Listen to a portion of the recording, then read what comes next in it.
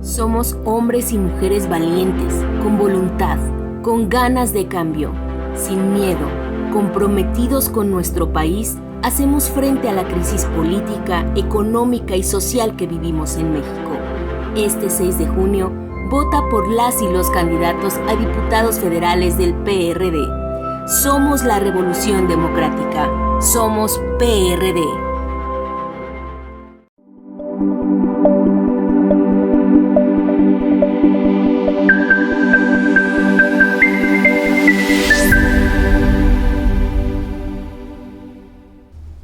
Hola, muy buenas tardes, ¿cómo están? Mi nombre es Frida Alejandra Esparza Márquez y el día de hoy en estos programas sobre coyuntura electoral 2021 pues tenemos un tema muy interesante porque sin duda la pandemia en nuestro país pues ha venido a transformarnos. De seguro pues todos no seguimos la misma rutina que teníamos antes de la pandemia y es muy importante hablar de ello, no nada más desde el tema social, sino también en temas de cultura cívica, en temas económicos también y por supuesto pues de la salud. Y para hoy, para el programa de México y la pandemia, pues tengo dos expertos que nos van a estar acompañando.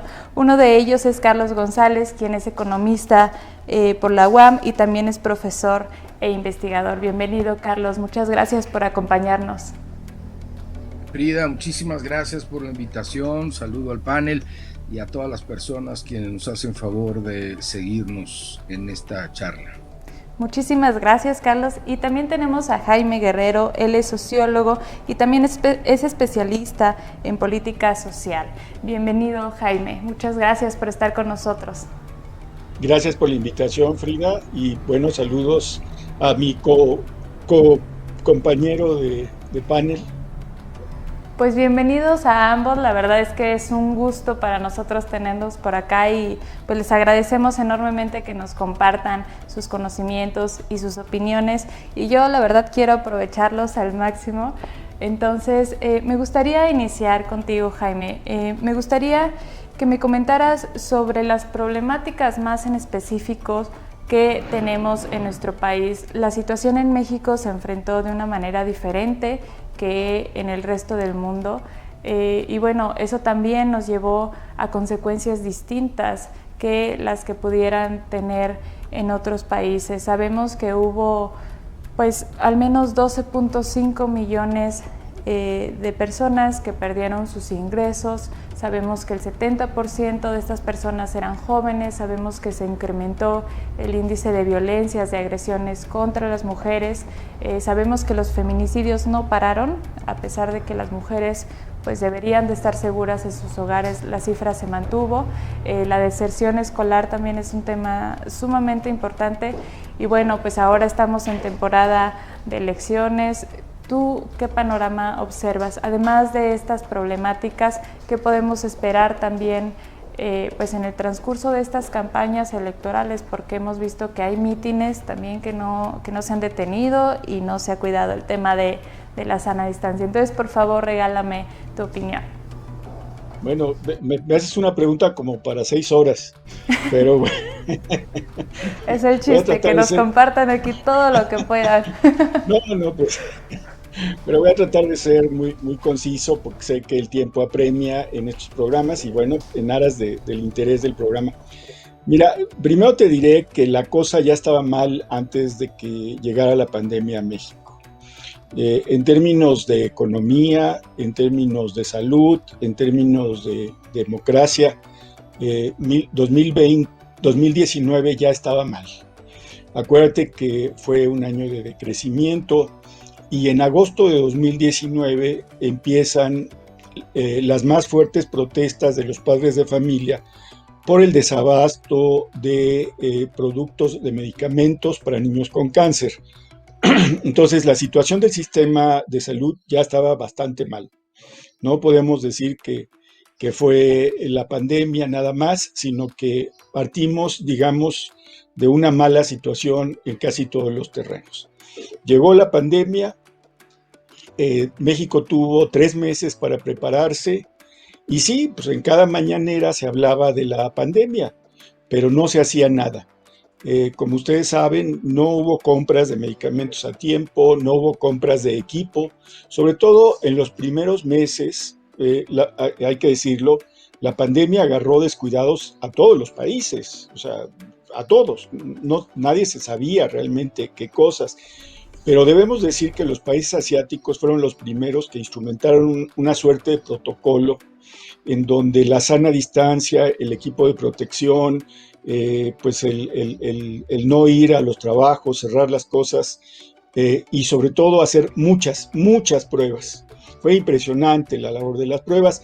Tenías a los ejecutivos de empresas privadas y sector público de esos países, Corea, China, Taiwán, lo que me quieras decir, Japón, usaban cubrebocas, alentaban el uso de cubrebocas. Entonces, sí, debemos decir que hubo estrategias diferentes en el mundo que resultaron muy bien. Por supuesto, hubo islas como Nueva Zelanda, pues, que es una isla que cerró, eso fue muy exitoso para ellos, Islandia igual, pero bueno, pues no todos son islas, hay islas a las que les fue mal por una mala decisión política como el Reino Unido, que ahí la pandemia voló, a Europa le fue bastante mal, pero yo creo que en México nos fue peor. Ya se han dicho muchas veces las condiciones, no hubo suficientes pruebas, hasta la fecha no hay suficientes pruebas, entonces los datos que se dan cada tarde a las 7 de la noche pues son relativos, ¿sí? Son relativos y expertos han calculado que el número de muertos puede ser entre 2.5 y 3.5 más de los que se han reportado. Incluso la propia Secretaría de Salud lo admite, que es posible ese panorama. No se hicieron pruebas, no se compró equipo, ¿sí? No se alentó el uso de cubrebocas, al contrario, el presidente enfatizó una y otra vez que no era necesario, que se podía abrazar, etc. Todavía en marzo, abril, mayo del año, a pesar de que ya había empezado la cuarentena, el presidente seguía diciendo que pues, no se debía exagerar, etcétera, etcétera. Ya sabemos lo que sucedió. Entonces, ¿qué hay para este 2021? Bueno, pues las perspectivas que se veían venir, digamos, en enero, pues parece que no se van a cumplir. ¿En qué sentido no se van a cumplir? Tenemos una ciudadanía muy lastimada, muy lastimada. Tenemos una situación económica en la que tú decías que se perdieron 12.5 millones. Sí, se han recuperado, pero un dato que acabo de ver, un dato del INEGI, es que en el primer trimestre se volvieron a perder empleos. O sea, no solamente no ganamos empleos en el primer trimestre, sino se perdieron. Evidentemente, cuando dice el gobierno primero los pobres, pues tiene toda la razón. Primero los pobres fueron los que pusieron los muertos por la pandemia. Primero los pobres fueron los desempleados. Ahora se están creando empleos, pero las estadísticas de esos empleos indican que son peor pagados que como estaban antes de la pandemia. Entonces, y yo te hablaría, para no tardarme más, porque tendría yo muchas cosas que decir, pero te diría una cosa, y pocas veces se menciona en un programa de análisis, pero yo veo una ciudadanía muy desalentada, veo una ciudadanía muy enojada, y pues en una situación con muchos apuros económicos. Clases medias, ayer leía, 1 de cada 5 integrantes de las clases medias ha perdido su empleo o ha entrado en una categoría de subempleo. En fin, los datos ahí están y creo que es necesario en este panorama electoral darse cuenta de que la situación está muy grave. Por supuesto, pues yo no podría estar más de acuerdo. De hecho, mencionas un tema muy importante, que es la situación del sistema de salud que teníamos antes de la pandemia, y justamente pues nos agarra en una transición de Seguro Popular a INSABI, por ejemplo, donde ya faltaba pues temas de licitaciones para tratamientos a niños con cáncer.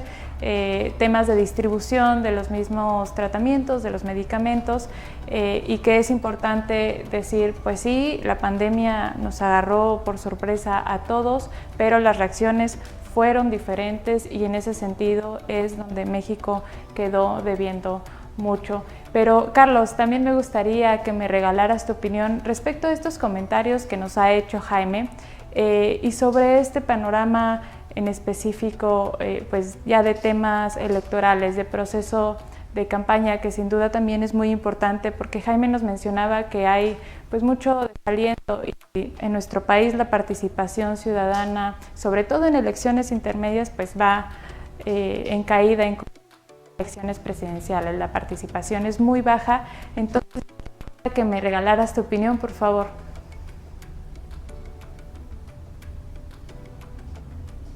Claro que sí, Frida, aunque creo que tenemos algunos temas de conexión. ¿Me escuchan ustedes bien? Sí, claro. Sí, te escuchamos bien. Bueno, sí me escuchan. Bueno, tengo la pantalla congelada, como se dice ahora, entonces, pero espero que con el audio podamos comunicarnos bien. No sé si ustedes me ven correctamente, si no, nuestros amigos de Enlace Sí. Técnico podrán ayudarnos a resolverlo. Bueno, nosotros tenemos buena imagen Frida, y sonido. Adelante, absolutamente Carlos. de acuerdo con Jaime. Bueno, eso es lo importante. Estoy de acuerdo, desde luego, con este panorama que plantea Jaime. Como conversamos antes de este inicio de transmisión, yo me voy a enfocar al tema de cultura cívica y ciudadanía, justamente, que son los temas desde donde yo miro, pues no solo la pandemia, sino la vida política, digamos, del país y electoral, naturalmente. Estoy de acuerdo en lo que dijo Jaime, ya lo dije, y me voy a referir a que sí tenemos una ciudadanía de mal humor, digamos, ¿no? Por todos los elementos que se señaló. Además, creo que lo extraño sería que no estuviera indispuesta o de mal viviendo. El solo hecho de la pandemia, la ansiedad que ha traído, el susto, el miedo, las muertes que ha provocado, este sentido de indefensión, en que en cualquier momento, en cualquier lugar te puedes enfermar muy gravemente incluso, o de plano morir. Testimonios de personas mayores sobre todo, que no salían para nada de su casa y sin embargo se enfermaron y murieron. Todo esto genera un clima de mentalidad pública, de estado de ánimo, de humor público, pues que desde luego no es para regocijarse, ¿no? Aun cuando la situación económica, social, política del país fuera boyante, fuera espléndida, como lo es de alguna manera en los países de Europa del Norte, por ejemplo, pues esto desde luego nos estaría afectando y estaríamos de mal humor. El problema es que aquí las cosas no van tan bien como en esas otras latitudes. Aquí la gente está enojada, podría decir, pues incluso desde antes de la elección del 2018. Yo pude coordinar un libro que se llama México, Voto Luego Exijo, México después de las elecciones del 2018, y escribí un capítulo de ese libro que se llama El Tsunami Ciudadano, y estaba haciendo yo referencia a cómo toda la participación ciudadana, todos los índices e indicadores de participación ciudadana estaban cayendo de manera abrupta. No solo la abstención, eso ya lo sabíamos, sino, por ejemplo, muy claramente la decisión de las personas de participar o no como funcionarios de casilla. Habíamos pasado de un 12% de rechazo a un 59% de rechazo en la Ciudad de México, y estos eran indicadores tangibles, concretos, de un enorme mal humor, malestar en la ciudadanía, y eso permanece. Ahora voy hacia el tema de las elecciones, para cerrar tu pregunta. Desde luego, con ese estado de ánimo se llega a todo ahora en México, y desde luego a las elecciones. Quiero además llamar la atención, querida Frida, Jaime, que desde luego es la elección de junio, primer domingo de junio, pero también, déjenme ponerlo, la consulta popular del primer domingo de agosto que vamos a tener y que para efectos prácticos es una nueva elección. No me voy a detener en sus detalles, pero va a haber casillas, va a haber papeletas, va a haber gente optando por sí o no en respuesta a la pregunta extraña que está ahí, que se va a poner. Va a haber funcionarios de casilla, es decir, es un ejercicio electivo. Entonces no es una elección constitucional, es una consulta popular constitucional, pero mecánicamente es parecida. Ahora, ¿cómo vamos? Y termino con esto, Frida, esta primera exposición. Creo que vamos, a pesar de este malestar, vamos con una situación que debiésemos ver también del otro lado de la luna como una oportunidad, no solo como un riesgo y como un factor negativo, sino como una oportunidad. ¿A qué me refiero? La pandemia, el ataque a la pandemia, el combate a la pandemia, se ha visto en el mundo y en México, por fortuna, desde una perspectiva solidaria. Fíjense ustedes, empezó a haber brotes de neuróticos que veían a los enfermeros, al personal médico, mujeres, hombres del personal médico, como una especie de zombies infectos que si te tocaban te iban a matar. Vimos escandalosas y lastimosas, penosas escenas de personas que impedían o querían impedir el acceso a sus edificios, a los vecinos que trabajaban en los hospitales, porque pensaban que eran algo así como el chamuco que venía, o el payaso que venía a cargárselos, y entonces los evitaban, incluso los agredían. Esos pequeños brotes de estupidez, porque esa es la manera como se dice en español, afortunadamente se dieron en favor de una posición fraterna, digamos, o potencialmente fraterna, y desde una perspectiva de izquierda tendríamos que ser muy conscientes de ello para potenciarlo a la máxima expresión. El quédate en casa, Frida, Jaime, no es quédate en casa para protegerte de los demás, es quédate en casa para colaborar con los demás. Yo me cuido y te cuido, tú te cuidas y me cuidas. Esta es una visión en el mundo que tiene esta potencia de fraternidad, de comunidad. ¿De qué se trata la participación ciudadana? Pues de que cada uno de nosotros tome una decisión individual, particular, para enfrentar entre todos, todas, un problema común o global. De eso se trata esto. Usar el cubrebocas no es nada más me voy a cuidar yo de que no me infecten, dicen algunos, que no me contagien, sino con esto voy a contribuir. Entonces yo creo que en el ánimo público, en la cultura cívica, para no extenderme más, tenemos, además de todas estas amenazas y signos ominosos, tenemos una oportunidad, darle a la lógica de enfrentar la pandemia un sentido solidario, un sentido humanista, una posición, déjame decirlo de esta manera, de izquierda, comprometida con los demás, con los problemas de los demás, con la vida de los demás, con el bienestar de los demás y no solo el malestar propio. Por supuesto, y trabajas un tema muy importante porque justamente en el tema de la comunicación, pues los mensajes que veíamos es cuídate para que cuides a tu familia, para que cuides a tus seres queridos, y es un tema más bien de protección colectiva, no con una tendencia hacia el individualismo que me parece que también modifica el ánimo y la respuesta social que estos mensajes generan. Pero Jaime, también me gustaría, tú nos comentabas sobre el hartazgo y es algo que también identifica Carlos. ¿Qué va a suceder en estas elecciones? La gente va a salir a votar, porque leía hace pues un par de días una columna donde mencionaba que pues la pandemia no modificó mucho la tendencia de preferencias en las elecciones, pero la vacunación sí, y tiende a favorecer a Morena. Entonces, ¿tú qué pudieras comentarnos respecto a este tema? Es una pregunta muy importante. Mira, yo por mi trabajo pues analizo todas las encuestas, veo todos los días cómo van 5 o 6 temas que me parecen relevantes. Y te puedo decir que después de analizar todas las encuestas, nadie sabe. Esa es la respuesta. Nadie sabe. Mira, yo te puedo decir que el voto a favor de Morena no es igual ahora que el que existía a principios de febrero. Creo que ese voto ha disminuido bastante, sobre todo por algunos escándalos, el del metro recién, que ha estado muy mal manejado, con la idea de proteger a los dos delfines del presidente. Me parece que eso el presidente todos los días trata de distraer de ese tema, porque no quiere que se le filtre.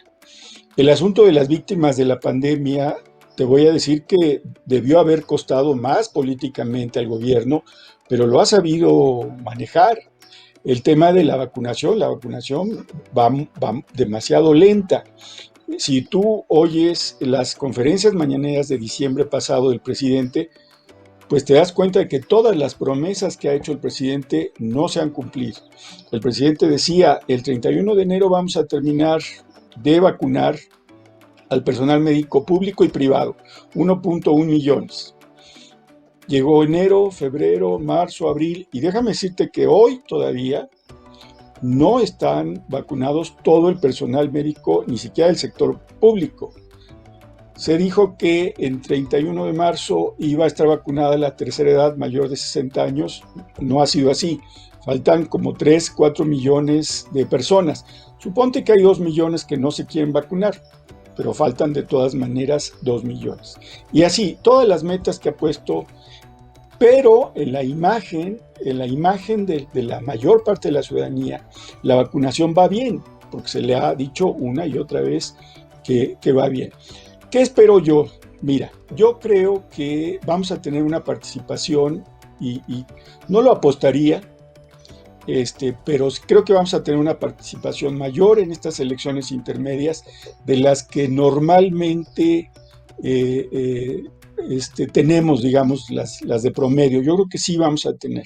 Creo que esta cuestión del metro tiene muy enojadas a la gente y creo que los partidos de oposición han sabido de alguna manera, parcialmente, mínimamente, decirle a la gente, oye, pues ve a votar. Esa parte creo que también. Creo que los asesinatos de candidatos, el último del señor Murrieta en Sonora a plena luz del día, y para no hablar de muchos candidatos, de otros muchos candidatos, sobre todo de oposición, sobre todo del PRI, PAN, PRD, Movimiento Ciudadano, que han caído o fueron secuestrados o sus familias fueron amenazadas, etc. Creo que vamos a tener una mayor participación. Creo que Morena se perfila para ser la primera minoría, ¿sí? Creo que no va a repetir esto. Creo que en los estados va a haber una competencia mayor. Pero yo quiero regresar a algo de lo que se hablaba que me parece bien. Yo no soy un especialista en el tema, he hecho algunos trabajos, por supuesto, pero creo que estamos educando para el rencor y nos hace falta educar para la ciudadanía. Es decir, nos hace falta educar para ser ciudadanos y no educar para el rencor. Y creo que hay mucho rencor. Sí, creo que el mayor, digamos, rencoroso es el habitante de Palacio Nacional, pero te debo decir que los partidos políticos opositores y líderes, a veces empresariales, líderes de opinión, intelectuales, no cantan mal las rancheras en esto del rencor. ¿Sí? Una cosa es cierta, gane quien gane en las elecciones del 6 de junio, ya sea en un estado, en otro, en la Cámara de Diputados, a mí me parece urgente que haya un golpe de timón porque el camino del rencor ha destruido naciones. Y tú dirías, bueno, ¿qué es eso? ¿Dónde están los escritos sobre el rencor? No, el rencor destruye naciones, ¿sí? Y me parece que tenemos que dar un golpe de timón y no veo a muchos de los actores políticos, a otros sí, no los veo tratando de decir, ¿saben qué? Vamos a cambiar esta idea, ¿no? Perdón que parezca una monserga moralina, que no lo es. Es una cuestión de sobrevivencia política, ¿sí? Si seguimos en ese camino, creo que no hay muchas posibilidades de retomar un ambiente democrático mejor. ¿Sí? Tenemos que defender nuestras instituciones, por supuesto, tenemos que acotar el poder del presidente de la República, que me parece el peligro más grande que hay ahora en México, más que el COVID, más que la crisis económica, pero sí tenemos que cambiar de alguna manera los lenguajes. Pues definitivamente es trascendental lo que nos comentas. Y yo entiendo que tendrás que retirarte en unos minutos y me gustaría una respuesta rápida a lo siguiente. ¿Por qué dejaron de anunciar las cifras? ¿El color de los semáforos responde también a una intención para promover las campañas, las elecciones?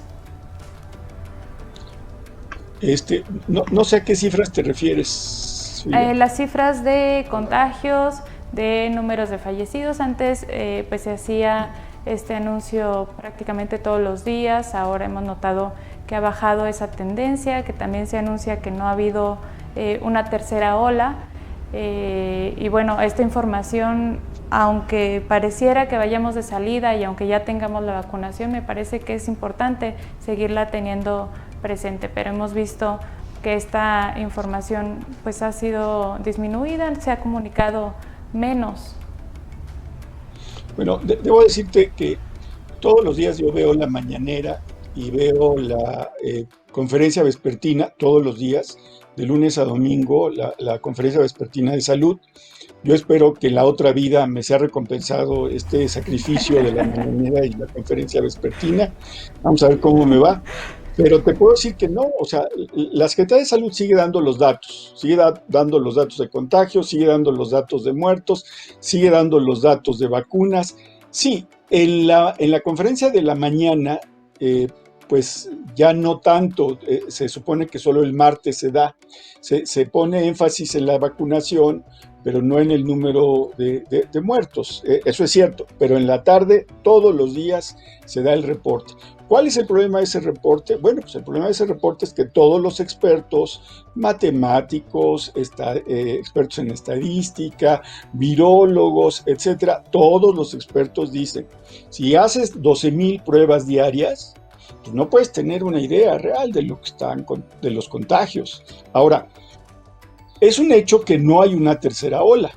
Eso es un hecho. ¿Por qué no hubo una tercera ola? No hay una respuesta clara, pero yo te voy a decir mi teoría, basado en pláticas pues, con gente que sabe mucho, que sabe, con el doctor Lascano, por ejemplo, que es una eminencia, con otros doctores en mis pláticas, pues mis conclusiones son que tenemos contagios, que un porcentaje muy grande de población mexicana ya se contagió. Probablemente estemos hablando de 30, 40 millones de mexicanos que ya se contagiaron, entonces, y que fue tan leve el contagio que no lo notaron o no consideraron que era importante acudir al doctor o acudieron al doctor y se les pasó. Creo que no llegó la tercera ola porque los contagios ya eran mayores. Ahora, ¿estamos a salvo del COVID? Yo creo que no. Esa es otra historia. Pero no, los datos se siguen dando, Frida. Y el problema es que los datos, el gobierno ha logrado que mucha gente ya no crea en los datos y mucha gente se aferre a los datos simplemente para creer en algo. Claro, por supuesto. Pues bueno, muchísimas gracias, Jaime. Yo entiendo el tema de los tiempos y pues bueno, vamos a hacer una breve pausa y regresamos también para escuchar a Carlos los comentarios. Porque sí tenía yo el tiempo muy prometido, disculparme contigo, disculparme con toda la producción del programa y con el compañero que me acompaña en este panel. Pero me despido, sí, los tiempos son terribles. Gracias por la invitación. Y pues encantado de la vida de cualquier otra invitación, ojalá que con más tiempo. Gracias, Frida. Claro que sí, te tomamos la palabra y el gusto de verdad pues es todo nuestro, Jaime. Muchísimas gracias por acompañarnos. Vamos a una pausa y regresamos.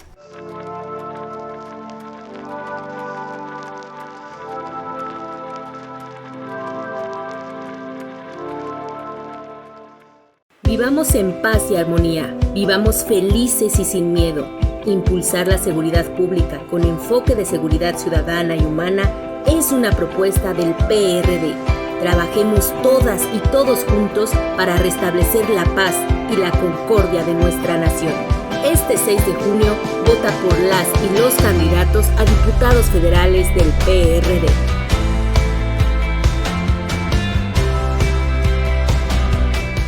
Bueno, pues regresamos y retomamos este tema sobre México y la pandemia. Ya comentábamos que localizamos muchísimo hartazgo en la sociedad respecto a cómo se han manejado ciertos temas. Hablábamos que eso también pues lo vamos a ver en la coyuntura electoral. Hablábamos un poco pues de cómo estaba el sistema de salud, que reconocemos que pues estaba sumamente mal, y aparte pues nos llega la pandemia y manejarlo ha sido complicado. Hablábamos de cómo se ha reaccionado también a esta pandemia de una manera pues solidaria, más unida, lo que sin duda es un tema positivo. Y yo quisiera, Carlos, que me comentaras, por favor, sobre pues el color de los semáforos en las entidades federativas. Llamaba mucho la atención que después de Semana Santa no se registrara una tercera ola, que no hubiera pues este despunte otra vez de rebrotes, de contagios, y muchos han comentado que responde a un tema de interés electoral, que fluyan las campañas, que fluyan pues estas convivencias de los candidatos con los electores. Y yo te consulto si esto efectivamente desde tu punto de vista pues responde a un tema electoral. Gracias, Frida. Bueno, la verdad es que no tendría manera de demostrar ni una cosa ni la otra. Lo que es cierto es que ha habido una coincidencia, digamos, en la disminución del ritmo de los contagios y fallecimientos, y el color de los famosos semáforos. Esto tendría que explicarlo un epidemióloga, que no soy yo, pero sí, a mí me gustaría, atendiendo tu respuesta, poner algo en contexto. Desde el punto de vista de la participación ciudadana y la cultura cívica, creo que los semáforos pues indican un tema de la epidemia, de la pandemia, pero no debiesen indicar un cambio en los cambios que está indicando y está exigiendo el tratamiento de la pandemia. Voy a explicarme. El hecho de que hubiera un semáforo ya no rojo o naranja, sino incluso amarillo en alguna comunidad, no debería hacernos pensar que entonces debiésemos o podemos relajar ciertas disposiciones, por ejemplo, de sanidad o de protocolos de distancia en las reuniones que solemos llamar mítines en un español anglosajonizado, las marchas o las reuniones para manifestar un apoyo a un determinado partido o candidatura. Y en este tema se trata no solamente de lo que las autoridades sanitarias, que son realmente las responsables, y electorales que coadyuvan a las autoridades sanitarias a observar estas medidas en las reuniones de campañas. No solo, como digo, debiésemos exigirles a estas autoridades que cumplan con su papel, sino también y sobre todo a los partidos políticos y los candidatos, las candidatas. Yo empezaba a escuchar reclamos hacia las autoridades, de parte incluso de representantes de partido, que exigían que se diera cuenta de qué medidas iban a tomar para que no hubiera contagios o riesgo de contagios en estas reuniones proselitistas. Y la verdad, a mí me pareció que estábamos poniendo a los bueyes detrás de la carreta, o la carreta detrás de los bueyes. Pues yo más bien les preguntaría a los partidos, ¿qué medidas están tomando para que no se caiga en una simulación, que sería lo que tú me estás refiriendo, donde los colores de los semáforos se ajustan en función de la intención de las campañas políticas? Porque llevado al extremo, entonces podríamos decir, ahí donde un partido determinado, digamos, partido del gobierno, no lleva ventaja, entonces el semáforo está más restrictivo. Ahí donde sí lleva ventaja, entonces se flexibiliza para que sus campañas puedan correr. Pero sería atroz que una cosa así ocurriera por sí misma. Imagínate tú qué cabecita se necesita para maquinar semejante improperio. Pero sería atroz además si alguien realmente intenta aprovecharlo. Insisto, aquí, como en todo, querida, como en todo, acabamos de ver en Tlaxcala otro escándalo de pretensión de evadir las condiciones legales e institucionales que respaldan la lucha de las mujeres por tener sus espacios dignos, en equidad, en paridad, y una intentona de unos señores que fueron a registrarse como lo que son, señores, les niegan el registro y regresan como mujeres trans a tratar de obtener su registro, similar a lo que pasó en el 18 en Oaxaca.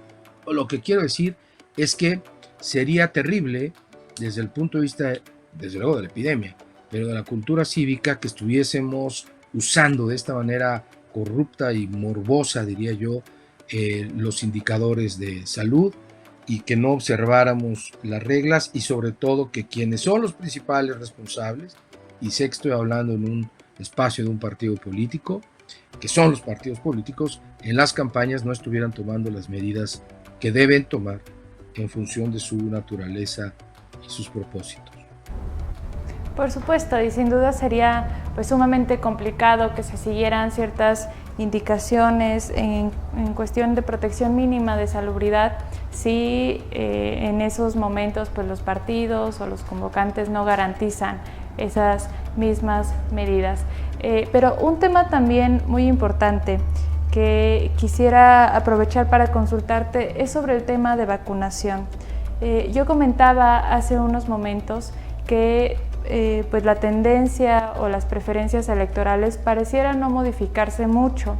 Sin embargo, la vacunación sí ha dado un impulso al partido en el gobierno para que se utilice de manera facciosa o que genere ciertas preferencias en el tema del voto. Y esto lo digo por los servidores de la nación, por cómo se ha promovido el tema de la vacunación, porque no ha sido totalmente institucional como debería de haber sido, sino que ya vienen con algún logo de candidato o con algún nombre de cierto partido.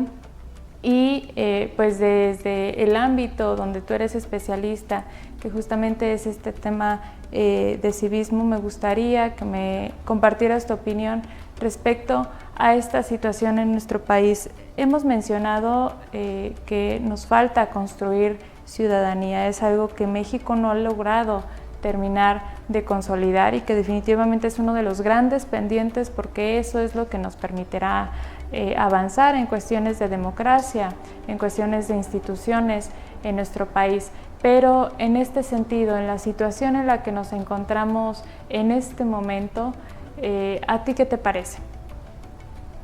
Bueno, tocas un tema súper importante y muy delicado.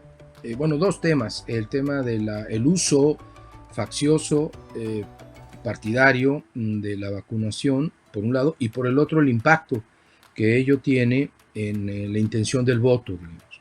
Y el primer tema, pues yo lo diría iba a decir muy fácilmente, pero lamento que no es tan fácil en este país, dado el nivel de impunidad que existe estructural y actualmente. Y es que si eso está ocurriendo, querida Frida, como aseguras, y seguramente será por tu conocimiento del campo, hay que denunciarlo. Es un delito electoral flagrante. Es el uso de recursos públicos con pretensiones partidistas, proselitistas electorales. Es un delito en este país. A lo mejor en otros no, pero en este sí.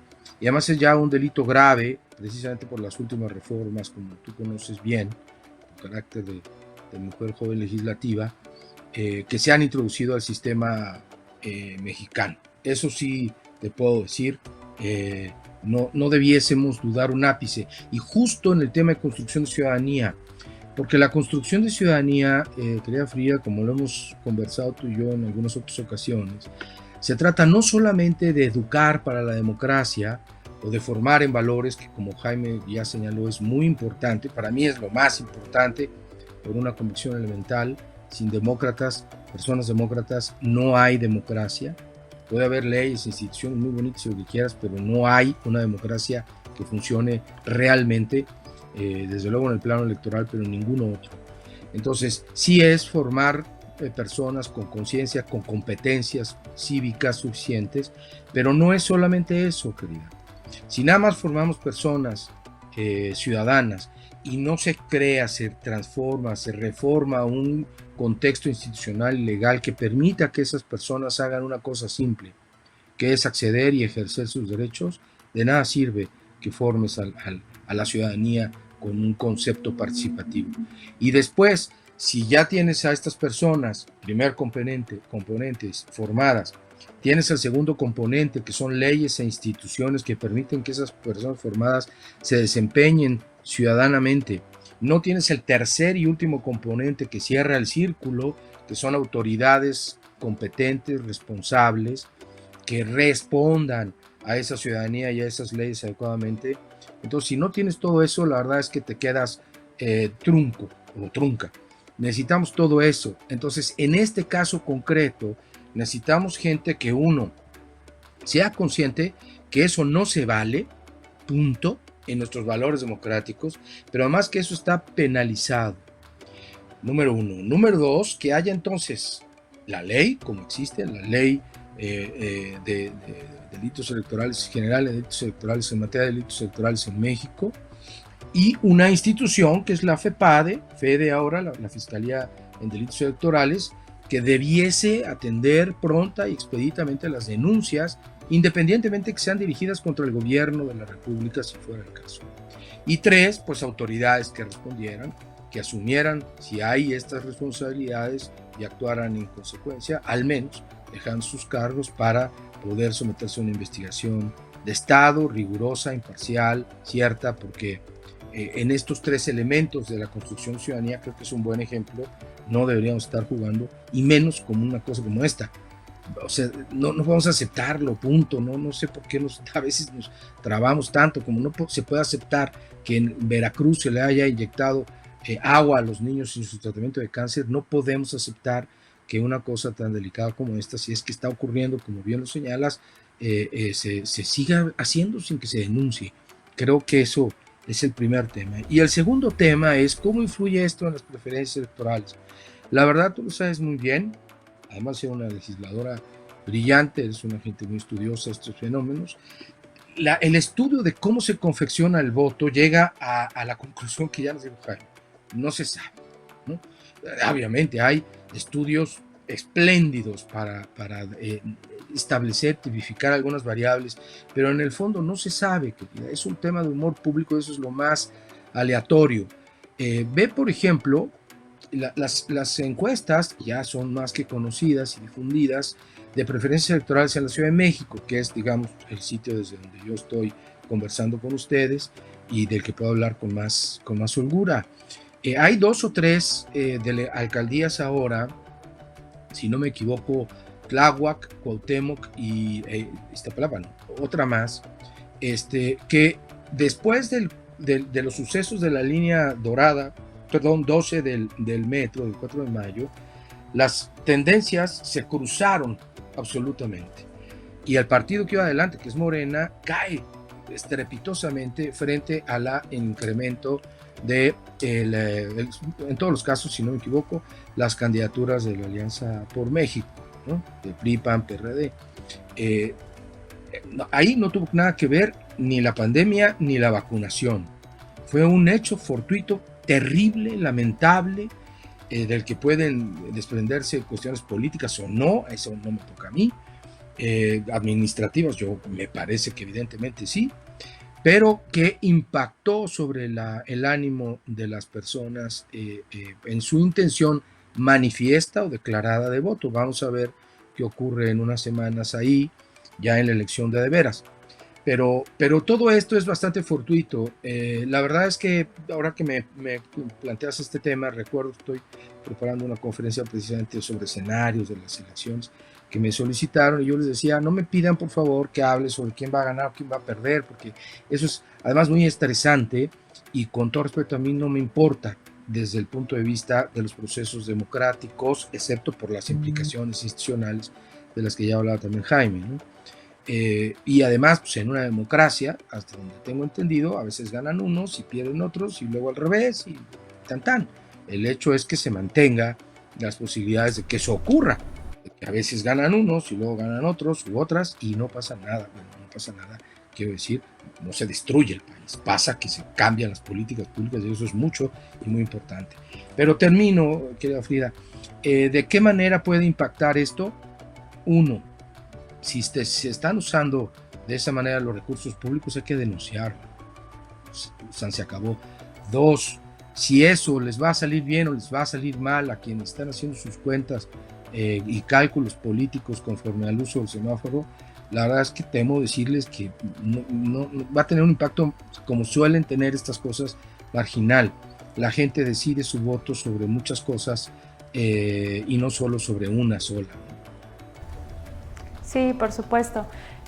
Bueno, hay un punto muy importante que comentabas que yo quisiera subrayar porque me parece algo fundamental, que es justamente el tema de los valores en las personas que nos permite convertirnos en personas demócratas y a partir de ahí poder formar una democracia que coincido absolutamente contigo, es lo más importante. A partir de ahí se desarrolla y se desenvuelve todo lo demás, temas de instituciones, temas de elección de autoridades, incluso quién llega a esos cargos pues de representación, de autoridad en una democracia. Pero sí quería subrayarlo porque me parece muy importante. Y otro tema que tú también mencionabas respecto a la vacunación, pues efectivamente quizás no se pueda medir qué tanto impacto pudiera tener. A veces suponemos que eso influye en las personas sin pensar que puede ser un ciudadano bien informado, que sabe que es un delito, que ignora las pretensiones de un partido para adjudicarse pues algún beneficio, en este caso sería la vacuna, y que efectivamente, aunque se esté promoviendo de una manera que no debería de ser, pues no genera un daño en tema pues democrático o de preferencia electoral. Pero me parece un punto importante que mencionabas al final, que es el tema también de niveles de marginalidad, que es cómo se está promoviendo y en qué lugares. Evidentemente pues no se hace en todos los espacios, pero me parece que siendo un país donde nos falta la formación de ciudadanía, donde nos falta acceso a la información, pues esto sí puede manipular de cierta manera pues las preferencias, independientemente de si eso lo podemos medir o no, pero lo que sí es que es un delito en este país, como tú bien mencionabas, y en ese sentido pues está prohibido, no se puede hacer, y lo que debemos hacer al respecto pues ya lo manifestabas, la denuncia. Pero bueno, pues estamos ya con muy pocos minutos, Carlos, y me gustaría que me regalaras, para ir concluyendo con este programa, pues las propuestas y tus conclusiones también. Estamos en un escenario donde identificamos definitivamente varias problemáticas, queremos ir hacia una meta determinada, que es la formación de ciudadanía, que es una democracia más consolidada, no trunca, como tú mencionabas. Y bueno, ¿qué es lo que tenemos que hacer para ir avanzando, sobre todo en este tema de una pandemia en todo el mundo, de una coyuntura pues económica, de salud, de deficiencias en nuestro país? ¿Hacia dónde tenemos que ir con las propuestas? Gracias, Frida. Pues también tremenda pregunta y muy motivante para reflexionar y sobre todo para actuar. Digamos, a mí me gustaría señalar en primer lugar que ciertamente la pandemia ha tenido ya efectos, tiene dos características, digamos, ha tenido ya efectos sobre la vida democrática en el mundo mundial, porque sí se trata de una pandemia. Ya hablamos sobre el impacto que tiene en la cultura cívica y en la forma en cómo se está enfrentando este bicho, este contagio, ¿no? enfermedad. Pero déjame también señalar que quizá lo más importante a resaltar es cómo ha visibilizado, mostrado y agudizado la terrible realidad que impone la desigualdad, tú ya lo decías, la marginación, la discriminación, la exclusión, simple y llana exclusión, que millones de personas en nuestro país y cientos de millones, quizá miles de millones, viven en el mundo actual. Este es un tema, mira, no voy a quitarle un grado de dramatismo ni de gravedad a la pandemia del COVID-19, pero no he visto las últimas cifras. Debemos llevar más o menos en el mundo 2,5 millones, quizá 3, de personas fallecidas en todo el mundo. Desde que la FAO empezó a medir las muertes por hambre en el mundo, encontró que al año, y estas mediciones pueden tener 10 años ya, al año mueren en el mundo entre 5 y 6 millones de niños, solo niños, no estamos hablando de toda la población, solo niños y niñas, entre 5 y 6 millones cada año por hambre, Frida. No por violencia, no por enfermedades curables, que de por sí ya es detestable y una afrenta para la humanidad, por hambre. Se mueren más de 3 veces al año de niñas y niños, las personas que terriblemente han fallecido por esta pandemia. Entonces, el primer tema que debiésemos entender, visibilizar, comprender para actuar, es que la pandemia ha visibilizado, manifestado y se ha transcurrido a partir de estas terribles desigualdades que no debiésemos ya soportar. Los ambientalistas hace tiempo acuñaron una frase que hoy está más que en boga, más que acreditada y más que actuante. Piensa global y actúa local, o piensa globalmente y actúa localmente.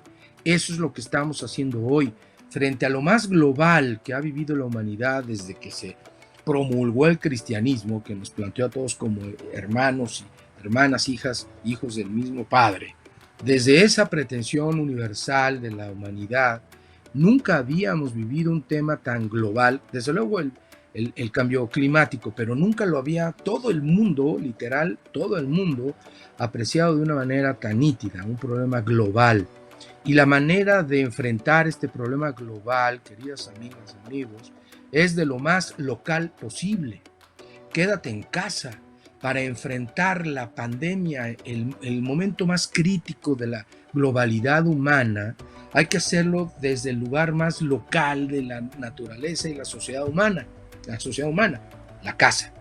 Entonces, si ya aprendimos, y esto, insisto, voy a volver a referirme a esto, es una decisión individual para ser solidarios, es momento de trasladar también esta mecánica, esta lógica, este impacto cultural a lo sustantivo, más allá de la pandemia y sus desastres y sus terribles consecuencias, que es no podemos seguir permitiendo que en el mundo todos los años mueran 5 o 6 millones de niñas y niños por hambre. Necesitamos algo como esto para movilizar conciencias y movilizar acciones.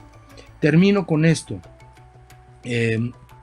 Bueno, ya otra vez va esta cosa, porque yo creo que este es un símbolo, querida, que debiésemos usar, tú lo dijiste hace rato, para comunicar mensajes concretos.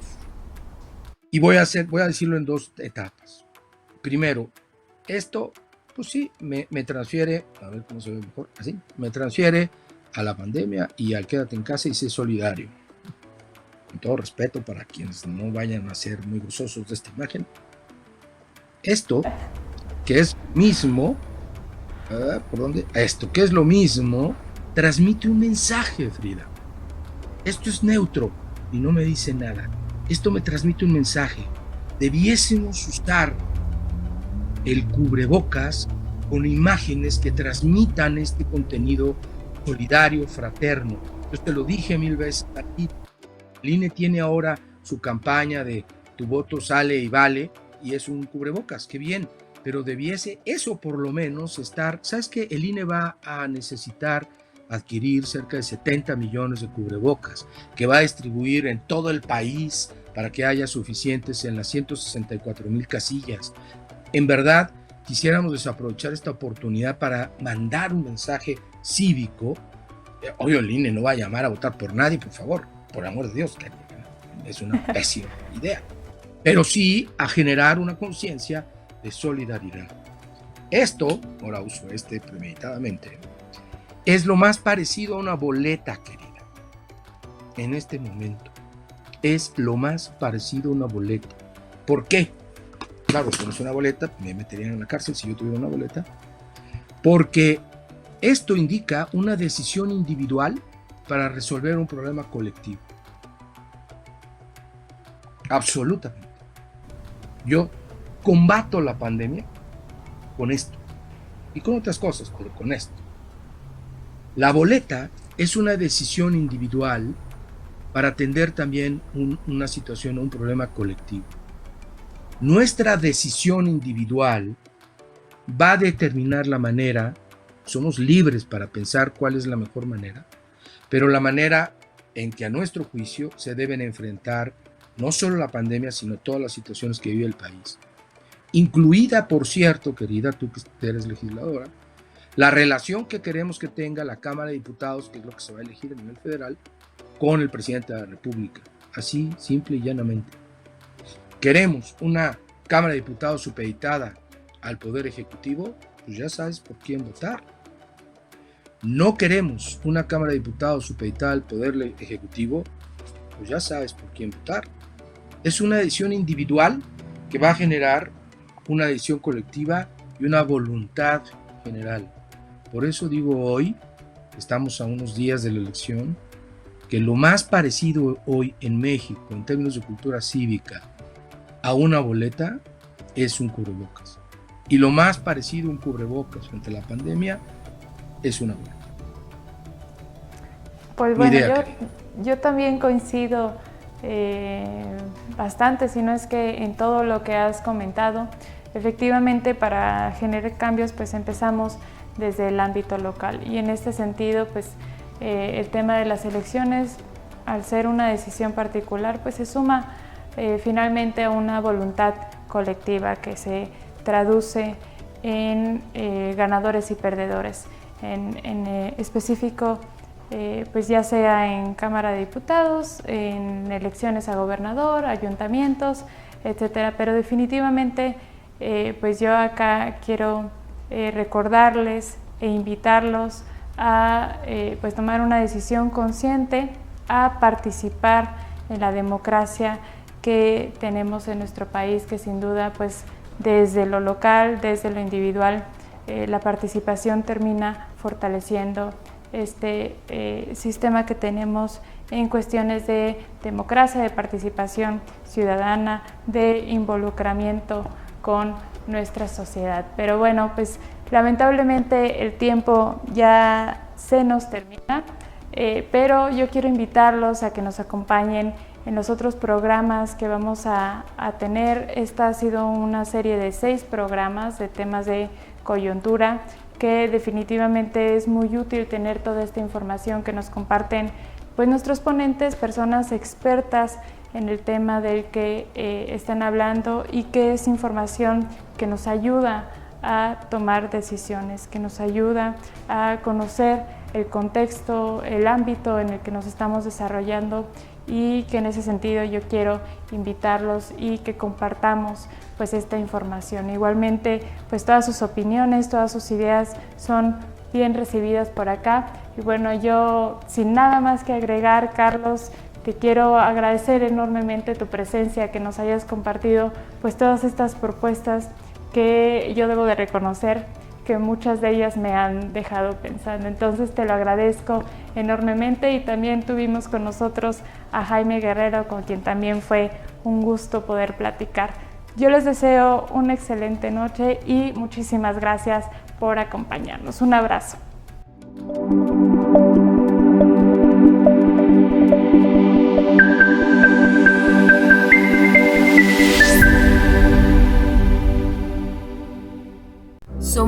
hombres y mujeres valientes, con voluntad, con ganas de cambio, sin miedo, comprometidos con nuestro país, hacemos frente a la crisis política, económica y social que vivimos en México.